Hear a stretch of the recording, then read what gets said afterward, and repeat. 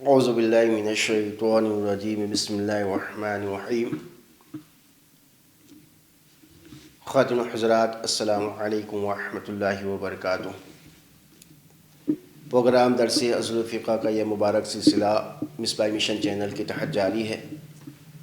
پچھلے پروگرام میں آپ نے کتاب کی مصنف فخر گزرات حضرت علامہ یونس مصباحی صاحب قبلہ مدد اللہ علی و نورانی کی حالات زندگی اور ان کے منصوبہ جات کو سنا، اور درس نمبر 1 کے اندر آپ نے جو مقدمہ درج کیا ہے وہ مقدمہ آپ کے سامنے پیش کیا گیا، اور آخر میں اساتذہ و طلباء کو آپ نے کچھ نصیحتیں کی، وہ نصیحتیں بھی آپ کی سماعتوں کے حوالے کی گئی۔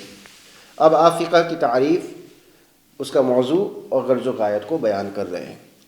تو آپ بیان فرماتے ہیں کسی بھی فن کو شروع کرنے سے پہلے اس فن کی تعریف، اس کا موضوع اور اس کی غرض و غایت کا جاننا ضروری ہوتا ہے۔ جو علم بھی ہم حاصل کریں، جو فن بھی ہم حاصل کریں، اس علم کو پہچاننا لازم و ضروری ہے، اس فن کو پہچاننا لازم اور ضروری ہے۔ اگر اس علم کو ہم پہچان لیتے ہیں تو اس کے بعد اس علم کے اندر جن باتوں کے تعلق سے بحث ہوگی ان کا جاننا بھی ہمارے لیے ضروری ہے۔ اور سب سے اہم بات جس کا جاننا ضروری ہوتا ہے وہ یہ ہے کہ انسان اپنا قیمتی وقت جس علم کے پیچھے، جس علم کے حصول میں لگا رہا ہے، وہ علم اس کو کیا فائدہ پہنچانے والا ہے۔ جو علم وہ حاصل کر رہا ہے وہ علم اس کو کیا فائدہ دینے والا ہے، یہ جاننا اس کے لیے نہایت ہی ضروری ہے۔ تو جو انسان ان 3 باتوں کو جان لیتا ہے تو وہ انسان اس علم میں دلچسپی کے ساتھ آگے نکل جاتا ہے اور وہ علم اس کو فائدہ پہنچاتا ہے۔ لیکن جس انسان کو ان 3 چیزوں کا علم نہیں ہوتا، وہ انسان اپنا وقت برباد کرتا ہے اور وہ علم اس کو فائدہ نہیں پہنچاتا، بلکہ وہ انسان اپنے قیمتی وقت کی بربادی کا نقصان اٹھاتا ہے۔ تو فقہ کی تعریف لغت کے اعتبار سے الفقہ مادتہ فا قاف ہا تدل علی فہم و ادراک الشیء والعلم بہ۔ فقہ جس کا مادہ فا قاف ہا ہے، اور فقہ لغوی اعتبار سے کہتے ہیں کسی چیز کو جاننا، اس کی صحیح معرفت حاصل کرنا اور اسے سمجھنا ہے، یہ فقہ کی لغوی تعریف ہے۔ ابتدائی اسلام میں ہر جاننے والی چیز کو فقہ کا نام دیا جاتا تھا، چاہے وہ عقیدے کے تعلق سے ہو، چاہے وہ دنیاوی امور کے تعلق سے ہو، چاہے وہ عمل کے تعلق سے ہو، چاہے وہ انسانی امور کے تعلق سے ہو، جو بھی ہو اس کو مطلقاً فقہ کا نام دیا جاتا تھا۔ لیکن بعد میں فقہ کا نام شریعت اور دین کے امور کو دیا گیا، حلال و حرام کو فقہ کا نام دیا گیا، تو اب بعد میں اس کی اصطلاحی تعریف ہوئی۔ تو اصطلاحی تعریف حضرت فرماتے ہیں الفقہ فی الاصطلاح هو العلم بالاحکام الشرعیۃ العملیۃ المکتسب من ادلۃ التفصیلیہ۔ یہ تعریف التعریفات صفحہ نمبر 119 اور منجد میں صفحہ نمبر 591 پر موجود ہے۔ یعنی فقہ اصطلاح میں شرعی عملی احکام کو جاننا، شرعی عملی احکام کو جاننا جو ادلہ تفصیلیہ سے مکتسب ہو۔ ادلہ تفصیلیہ یعنی کتاب اللہ، سنت رسول اللہ، اجماع امت اور قیاس، یہ 4 ادلہ تفصیلیہ ہے۔ جو ادلہ تفصیلیہ سے حاصل ہو ان شرعی عملی احکام کو جاننے کو فقہ کہا جاتا ہے۔ اور امام اعظم ابو حنیفہ فقہ کی تعریف کرتے ہیں معرفت النفس ما لہا وما علیہا، کہ انسان کا اپنے نفع نقصان کو پہچان لینا یہ فقہ ہے۔ انسان اپنے لیے جو نفع کی باتیں ہیں اور اپنے لیے جو نقصان دہ باتیں ہیں، اگر وہ ان باتوں کا علم حاصل کر لے، یہی فقہ کا نام دیا جائے گا۔ اور آپ یہ بھی بیان فرماتے ہیں کہ علم حاصل کرنے کا جو مقصد ہے وہ مقصد ہے اس پر عمل کرنا، اور عمل نام ہے دنیا کو آخرت کے لیے ترک کرنے کا۔ پس ہر انسان کے لیے چاہیے کہ وہ اپنے آپ سے بے خبر نہ ہو جائے۔ جو چیزیں اس کو دنیا و آخرت میں نقصان اور نفع پہنچا سکتی ہے اس کے معاملات میں وہ ذرہ برابر غفلت نہ برتے۔ جو چیزیں اس کو دنیا آخرت میں فائدہ پہنچانے والی ہے وہ اس کو حاصل کرے، اس کو اپنائے، اور جو چیزیں اس کو دنیا آخرت میں نقصان پہنچانے والی ہے اس سے اجتناب کرے، ورنہ ایسا نہ ہو کہ یہی علم اس کے لیے روز قیامت حجت بن جائے اور اس سبب سے اس کے عذاب میں زیادتی ہو جائے۔ یہ آپ امام اعظم ابو حنیفہ فرماتے ہیں۔ تو انسان کو ان چیزوں کا علم حاصل کرنا کہ جس سے اس کو دنیاوی اور اخروی اعتبار سے فائدہ ہو، یہ اس کے لیے ضروری ہے، اور ان چیزوں کا علم حاصل کرنا بھی ضروری ہے کہ جو دنیا و آخرت میں اس کے لیے نقصان دہ ہے، اور اسی کا نام امام اعظم ابو حنیفہ فقہ کا نام دیتے ہیں۔ اور اس کا موضوع کیا ہے؟ تو موضوع کہتے ہیں کہ فعل المکلفی ثبوتاً و سلباً، فعل المکلفی ثبوتاً اور سلباً، یہ در مختار جلد 1 صفحہ نمبر 38 پہ موجود ہے۔ یعنی فقہ کا موضوع مکلف کا فعل ہے۔ اب مکلف کون ہے؟ تو مکلف کی تعریف بھی آپ نے بیان فرما دی کہ مکلف شریعت کی اصطلاح میں وہ ہے جو امر و نہی کا مخاطب ہو، یعنی عاقل و بالغ ہو۔ تو جو پاگل ہے، جو بچہ ہے، وہ شرعاً مکلف نہیں ہے، اس لیے کہ امر و نہی کا وہ مخاطب ہے ہی نہیں۔ تو مکلف شریعت کی اصطلاح میں وہ ہے جو امر و نہی کا مخاطب ہو، یعنی عاقل و بالغ ہو۔ تو کہتے ہیں کہ فقہ کا موضوع جو ہے مکلف کا فعل ہے، کہ مکلف نے یعنی جس کو شریعت کی طرف سے حکم دیا گیا ہے عبادت کا اور جس سے بچنے کا حکم دیا گیا ہے، وہ آدمی اگر کوئی کام کرتا ہے، وہ مکلف کوئی کام کرتا ہے، تو وہ کام کیسا ہے؟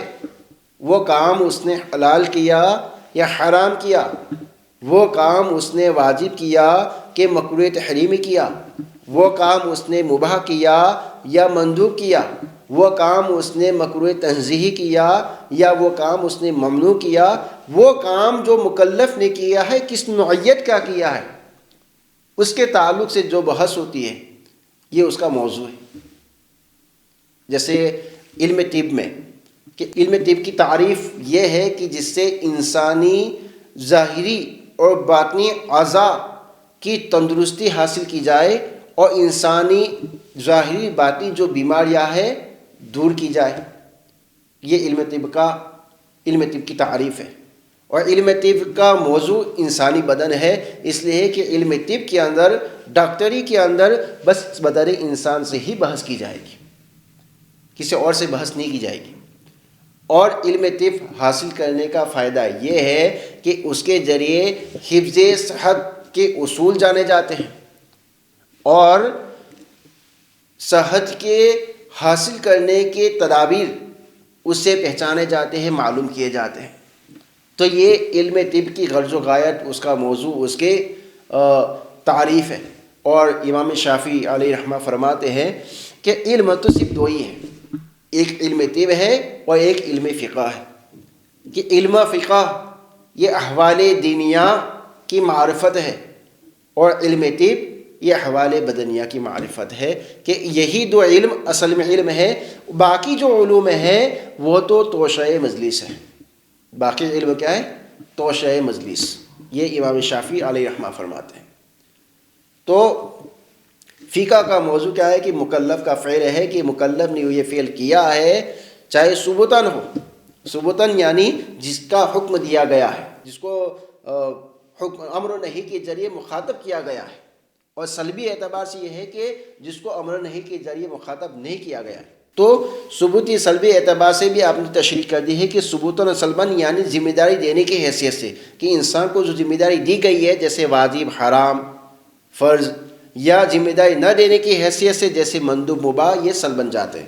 تو فقہ کا موضوع مکلف کا فعل ہے ثبوتاً اور سلبن، ثبوتاً یعنی جو ذمہ داری اس کو دی گئی ہے، اور سلبن یعنی جو ذمہ داری اس کو نہیں دی گئی ہے، تبھی وہ کام کس درجے میں جاتا ہے وہ انسان کو بتایا جائے، یہ اس کا موضوع اور علم فقہ کی معرفت کے لیے ضروری ہے۔ اس کی غایت کیا ہے؟ تو غایت کہتے ہیں غایت الفقہ الفوز بسعادت الدارین، غایت کہتے ہیں فقہ کی غرض و غایت دونوں جہاں کی سعادت سے کامیاب ہونا۔ در مختار جلد 1 صفحہ نمبر 38 میں موجود ہے۔ یعنی فقہ کی غرض و غایت کیا ہے کہ دنیا و آخرت میں نقصان دہ چیزوں کو جان لینا اور فائدہ حاصل کرنے والی چیزوں سے فائدہ حاصل کرنا اور دونوں جہاں کی سعادت سے کامیاب ہونا، یہی اس کی غرض و غایت ہے۔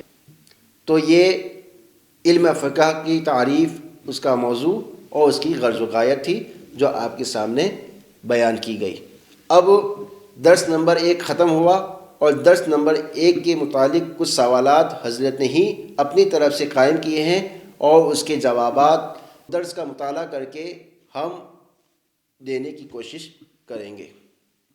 تو سوالات میں سے پہلا سوال ہے علم فقہ کسے کہتے ہیں؟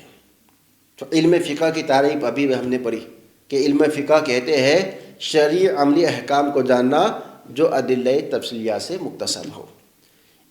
اس علم کا موضوع کیا ہے؟ یعنی علم فقہ کا موضوع کیا ہے؟ تو علم فقہ کا موضوع مکلف کا فعل ہے، ثبوتاً یا سلباً۔ اس علم کی غرض و غایت کیا ہے؟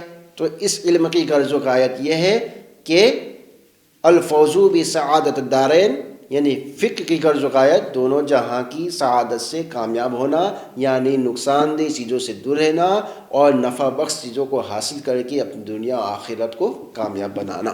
مسلک کے امام کتنے ہیں؟ دیکھیں مسلک کے امام 4 ہیں۔ امام اعظم ابو حنیفہ، امام محمد بن ادریس امام شافعی، امام احمد بن حنبل اور امام مالک، یہ 4 مسلک کے امام ہیں۔ تمام مسلک کے نام بتاؤ۔ تو تمام مسلک کے نام مسلک حنفی، مسلک شافعی، مسلک حنبلی اور مسلک مالکی۔ آپ کا مسلک کیا ہے؟ تو ہمارا مسلک مسلک حنفی ہے، اس لیے کہ ہم اور ہمارے باپ دادا مسلک حنفی کے پیروکار رہے، ان کے مقلد رہے۔ اہل سنت کی اس زمانے میں پہچان کیا ہے؟ تو اہل سنت کی اس زمانے میں پہچان تقلید کرنا ہے، اس لیے کہ 1200 سال سے لوگ ہمارے وہاں تقلید کرتے آئے، ہمارے آبا و اجداد نے بھی تقلید کی، ہمارے علماء و مشائخ نے بھی تقلید کی، اور ہم بھی تقلید کریں گے۔ اہل سنت والجماعت کی پہچان اس زمانے میں امام اعظم ابو حنیفہ اور 4 ائمہ کی تقلید کرنا ہی ہے۔ فقہ میں ہماری دلیل کیا ہے؟ تو فقہ میں ہماری دلیل یہی ہے کہ امام اعظم ابو حنیفہ نے یہ فرمایا، ہمارے امام نے یہ فرمایا، یہی ہماری دلیل ہے۔ ہمارے پاس اتنا علم نہیں ہے کہ ہم کتاب و سنت سے علم کو حاصل کر سکے، تو ہمارے امام نے جو کہا یہی ہماری دلیل ہے کہ ہمارے امام نے یہ فرمایا۔ کب سے مسلک کی تقلید ہو رہی ہے؟ تو 1200 سال سے مسلک کی تقلید ہو رہی ہے۔ ہمارے حنفی ہونے کا سبب کیا ہے؟ تو ہمارے حنفی ہونے کا سبب یہ ہے کہ امام اعظم کی تقلید کرتے ہیں ہم امام اعظم کی تقلید کرتے ہیں، اسی وجہ سے ہم حنفی ہیں۔ اس کتاب میں کس مسلک پر بات ہوگی؟ تو اس کتاب میں مسلک حنفی پر بات ہوگی، اس لیے کہ ہم مسلک حنفی کو ماننے والے ہیں۔ مکلف کسے کہتے ہیں؟ تو کہتے ہیں کہ مکلف شریعت کی اصطلاح میں وہ ہے جو امر نہی کا مخاطب ہو، یعنی عاقل بالغ ہو، تو اس کو مکلف کہتے ہیں۔ السلام علیکم ورحمۃ اللہ وبرکاتہ۔